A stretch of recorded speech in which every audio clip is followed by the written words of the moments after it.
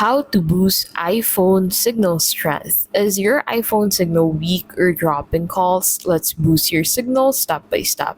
First thing you can do is to swipe down to open Control Center. So swipe down from the right of your screen, turn airplane mode on and wait 10 seconds. Then turn it off and then reconnect to the nearest cell tower.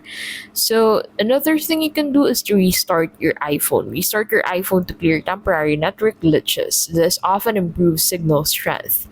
Third is to update carrier settings. Go to settings, general, then about. And then if a carrier update appears, install it to improve connectivity. Another thing you can do is to update your iOS.